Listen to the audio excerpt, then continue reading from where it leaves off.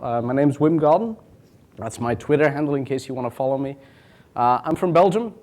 For those of you who don't know where that is, that's the dark green spot in the middle of Europe, best known for beer and chocolate and other yummy things and odd-looking buildings that we have. And not all good news, though. We also have a bit of a traffic problem, much worse than anything you know here. Even LA is not as bad.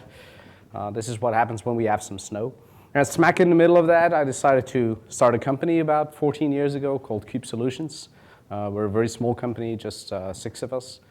I've been doing open source since around 1997, and I've worked on projects such as OpenX, which is an advertising solution, and I do a lot of stuff with PHP as well. And I've been talking at open source conferences for a couple of years now. That's enough about me. Who here is a developer? Okay, a system or network engineer? Manager? Some of you are all 3. Oh, that's nice. So, a quick note before I start. Whenever you see PHP, and you don't use PHP, you can think .NET or whatever. I use PHP, so I use the PHP logo. But if you use something else, just replace PHP by .NET or Java or Ruby or whatever you're using. What I'm going to talk about is language agnostic, so it doesn't really matter what language you're using. Now, to keep things light and to keep you all awake after lunch, I'm going to draw a little parallel here between the basically the web and the dynamic web and the evolution of the dynamic web and the written word, the evolution of the written word. So I'm going to talk about the future. To be able to understand that, we need to go way back, and I'm going to go way back to the Stone Age. Now, in the Stone Age, if you wanted to publish the news, you would do it like this. You would basically write on a wall. Now, we still do that today. We still write on a Facebook wall. But this is not a very portable way of publishing news. If you want someone else in a different cave to get the news, you would have to physically go over there and draw the whole thing again. Not very portable. And it's just a drawing. There's no language behind it. There's no meaning behind it. Everybody can interpret it the way they want.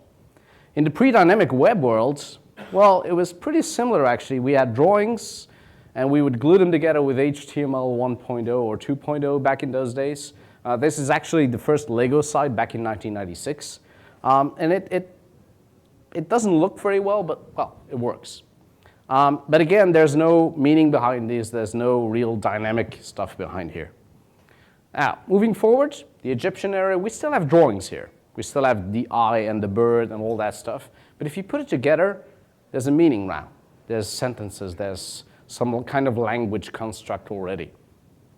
But still, if you want to replicate this, you're going to have to take your chisel and hammer and make the whole thing over again, which is what we did in the old school dynamic world, where we had actual language behind it. So a user would come to a website, would ask for a certain page. The web server would say, okay, PHP or whatever you're using, give me this page. It would fetch it from the database, and it would output that to the user. If the user presses refresh, we do the whole thing all over again. Not very efficient.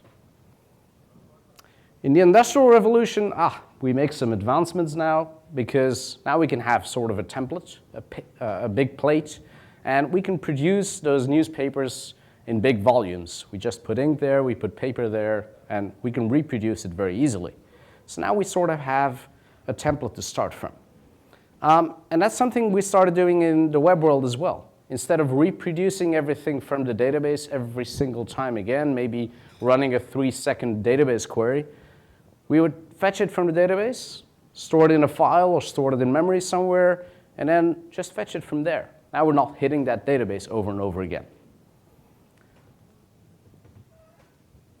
Advancements in the written word, well, you could change letters even. You could change parts of a newspaper and update the news or add something to the newspaper in the middle of the day.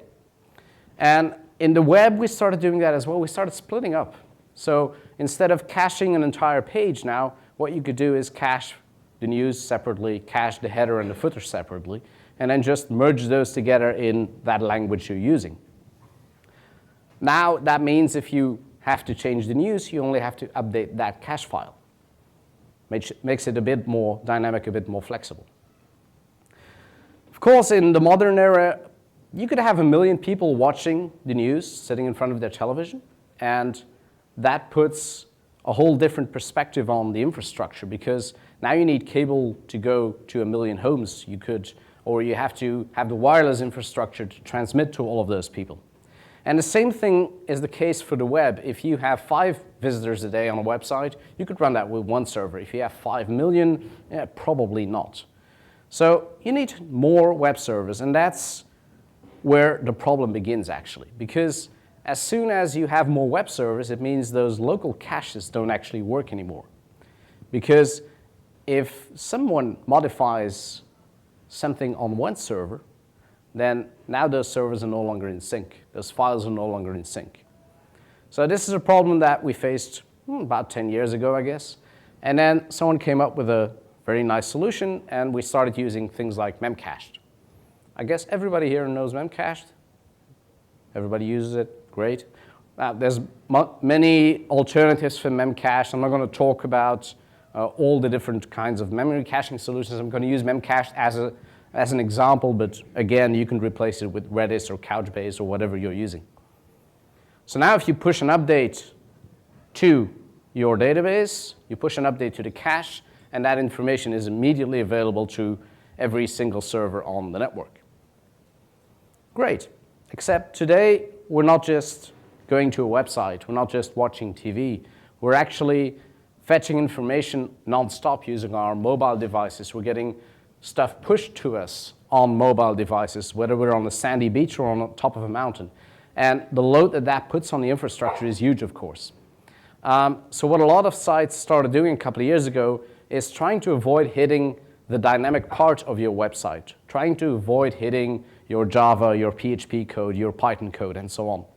And the only way to do that was to add a layer in front of web servers, basically reverse proxies. That would cache any information that was static, was not constantly updated. And that way, the rest of the infrastructure would not be hit anymore. Now, we're at the Nginx conference, and yet I'm going to talk very quickly about a different reverse proxy cache for a second. Who knows Varnish? Most of you? Okay. So I want to talk about a typical website structure. Now, this is not what your site will look like, hopefully. But this is sort of like a structure that you would find on most websites. You would have a header, and it would contain your company logo and stuff like that. It's probably not going to change a lot.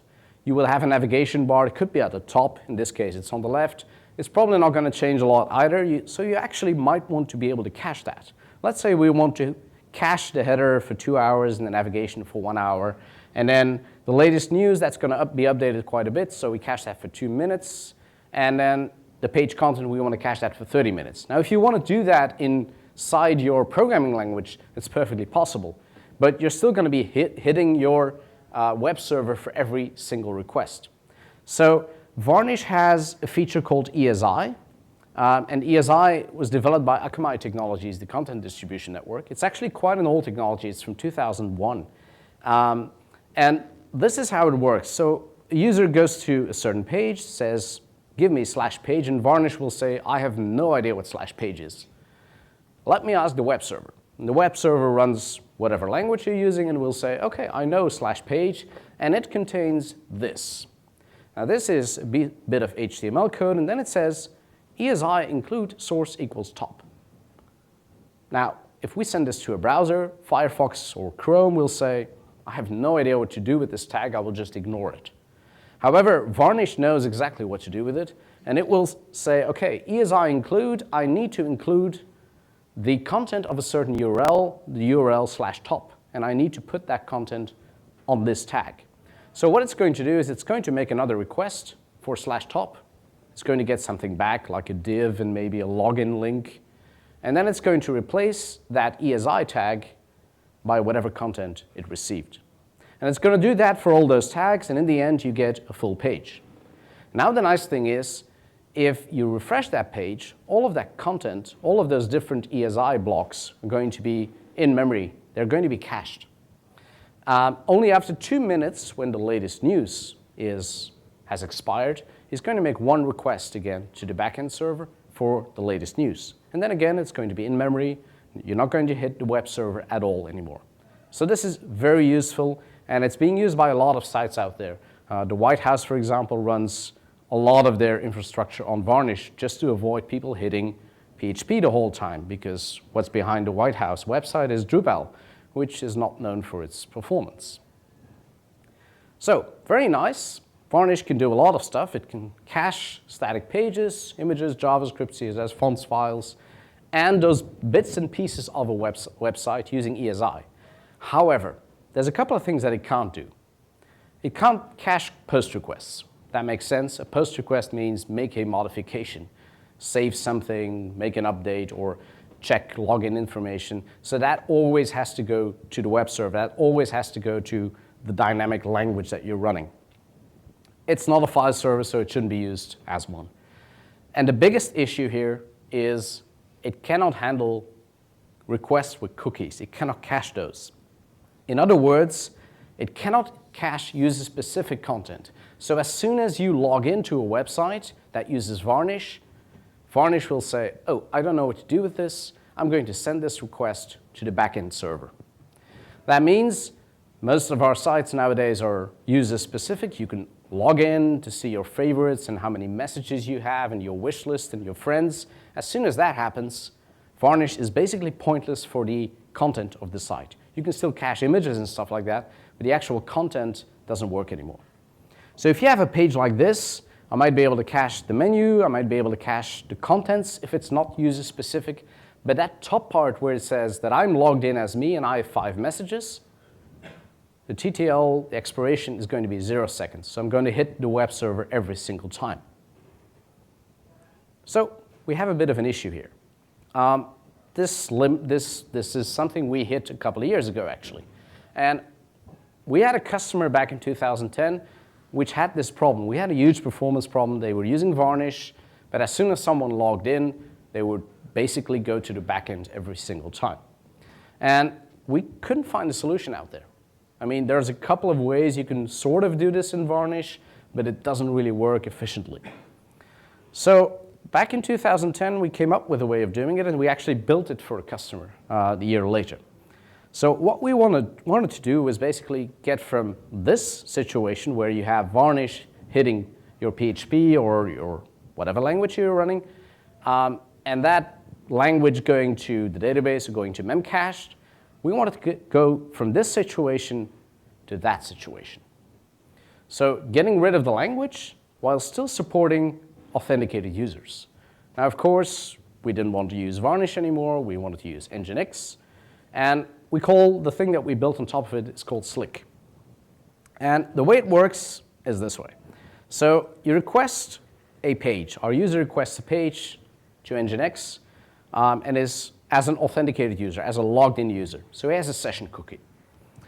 Nginx will say, I don't know, /page, let me ask the language. And that language is going to reply with pretty much the same thing as what Varnish would receive, ESI blocks, ESI include, except they're now no longer called ESI, they're called SLIC. It's just a name. And we're going to store that definition of those blocks, the actual list, let's say the top part and the menu part and the latest news part, we're going to store that in Nginx shared memory. And we're going to push that to memcached directly. Now, of course, we only have the block definition. We don't have the content of those blocks yet. We don't know the news yet. We don't have the navigation structure yet. So we need to fetch that. So we're going to fetch that information from PHP, including the top part where it said you are logged in as and you have 5 messages. We're going to use a session cookie there because we're logged in. So we're getting back all of that information, and all we do is we push that to memcached. Now I press refresh. I hit Nginx, and Nginx will say /page is what you want. I know /page. It contains these blocks, the top part, the menu part, and the news part. And oh, top is session specific. Let me fetch all of that from memcached and output it to the user. So we're not hitting PHP anymore. We're not hitting any language anymore.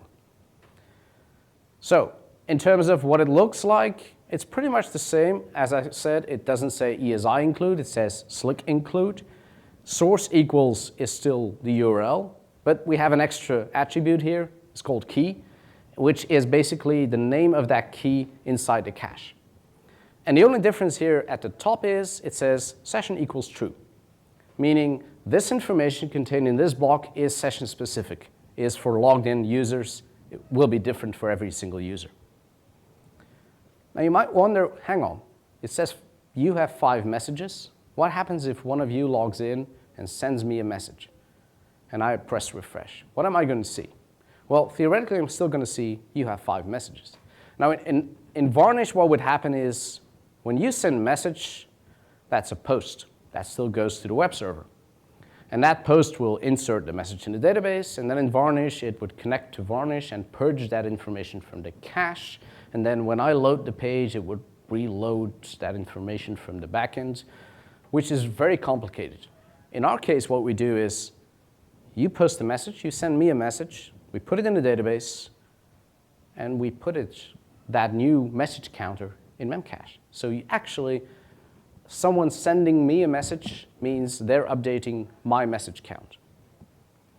The advantage is you get no repeated GET hits to your web server anymore.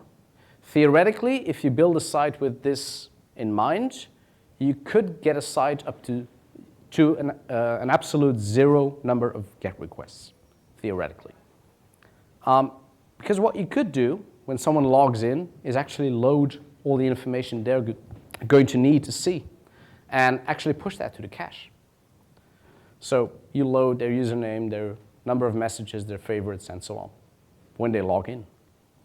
So you get no repeated hits for user-specific content, but you can do the same thing for stuff that's not user-specific. That's stuff that's the same for everyone, like the news that everybody wants to see.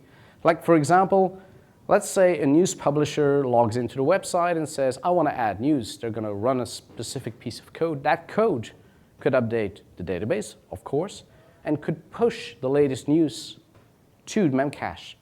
Now, when I press refresh, I get that latest news right away. I don't have to wait for cache to expire. I don't have to consider any TTLs or anything like that. It just happens on the spot, on the fly. So as I mentioned, we built this in 2011 for a customer. It was based on ESI. We just extended it with session support. Sadly, although we had sort of a deal to be able to release it as open source, we can't because it's restricted for copyright reasons. So we decided to rebuild it from scratch. It's now called SLIC. And basically, it's nothing more than a little templating language that sits on top of Nginx. And it's got stuff like if-else, switch case, for each, anything you could do in a standard templating language. So for example, if I were to go for that top part, you are logged in as, it would look like this. You were logged in as SLIC session variable person name, which basically means fetch information from Memcached that is user-specific, session-specific, and the item I want to see is person name. And that will be replaced by my name in this case. More complicated example, this is a switch case. In this case, we're going to check the session variable, so the user-specific variable is admin. So we're going to check, is that person administrator on the site? And in the case of value 1, we're going to include some bit of HTML code somewhere. In all other cases, default, we have a div. Well, it's still XHTML. I mean, we're just including some SLIC code in there, but it's still XHTML, so it will look pretty much the same as in any other templating language. This is a more, hang on. Okay, this is a more complicated one, and this is actually one of the reasons why we're considering, right now we're trying to stick to respecting XHTML standards.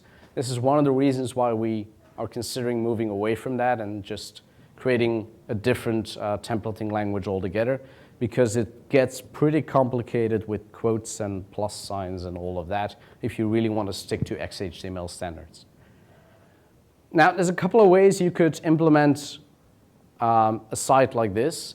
For example, that top part could be implemented like this. You could have the entire block as valid XHTML code, but then if you do this, you're going to have to store this block for every single user. Now imagine I'm user 432, you're going to have to store that as top 432, but you're going to have to store this for every single user out there, which is not really efficient. What you could do is just say, I'm going to store this block just once, and I'm going to use this code, which will just replace person name and messages for every single user out there that's logged in.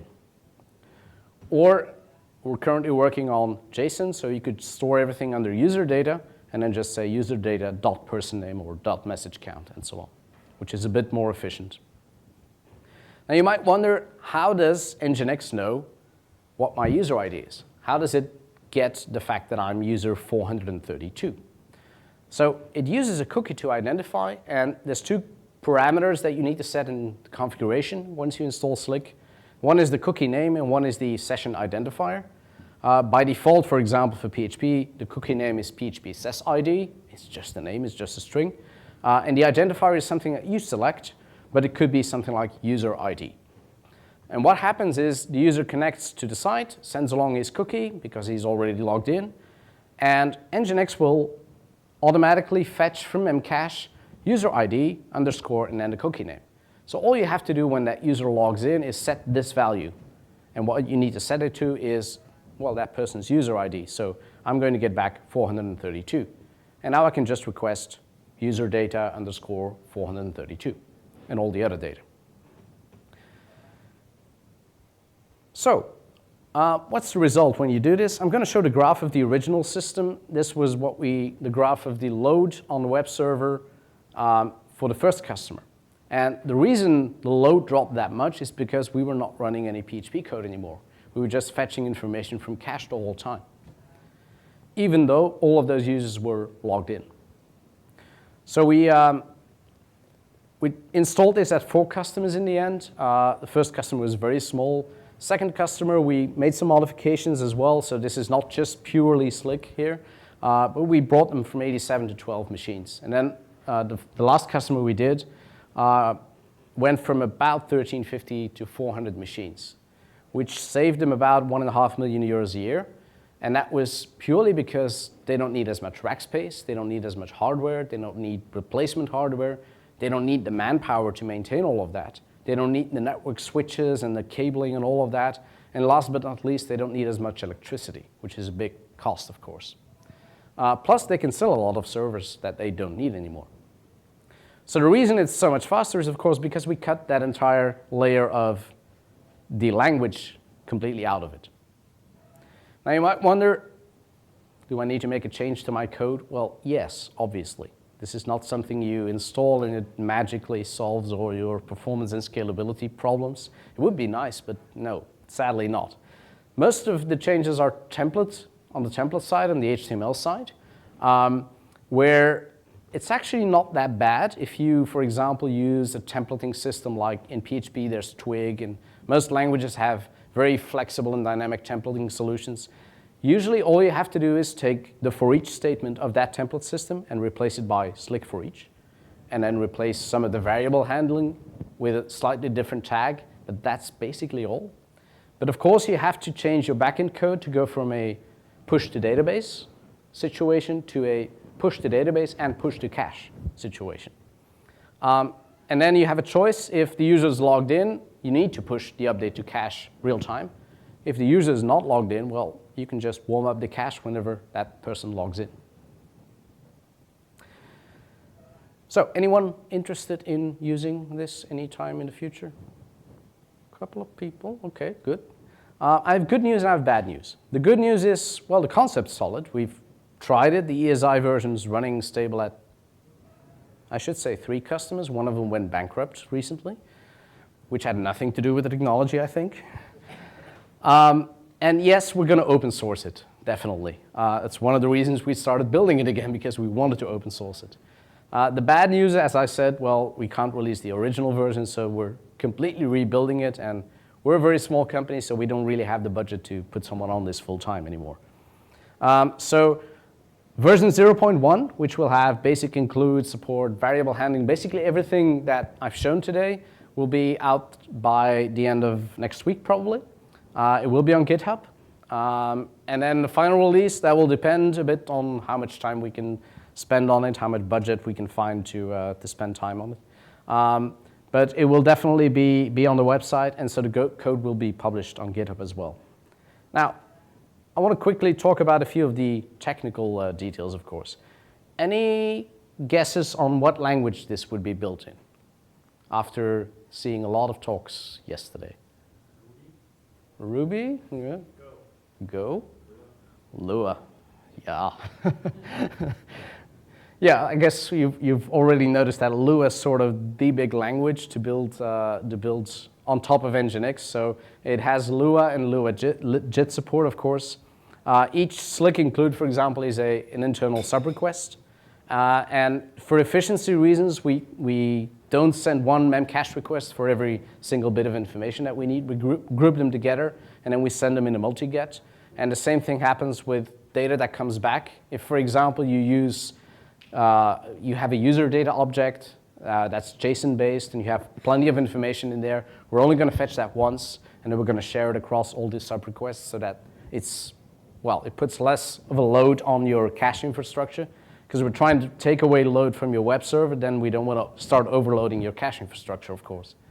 So memcached is implemented right now. Redis and all the others are in the pipeline, so we're definitely going to add as many as we can. Redis support is in there in Lua for Nginx already, so that shouldn't be too much of an issue. We're not compliant with all RFCs yet.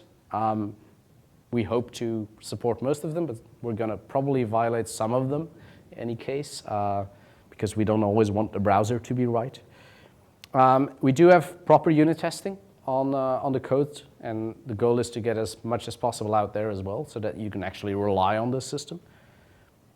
And there's a couple of plans for 1.0 and beyond as well, so we want some better cache abstraction. We're thinking about doing a template compilation system, which is one of the reasons that 0.1 is not out today. I was planning on getting it ready for today, but we've redesigned the way the templates are being parsed and handled, and it's actually now being converted to Lua code, so that in the future we might be able to actually store compiled templates in the cache and run them without actually having to parse the HTML code again. And then stuff like translation functionality, depending on the locale that you're using, so you don't have to store strings too many times in the cache. So we started, well, this is before the Stone Age.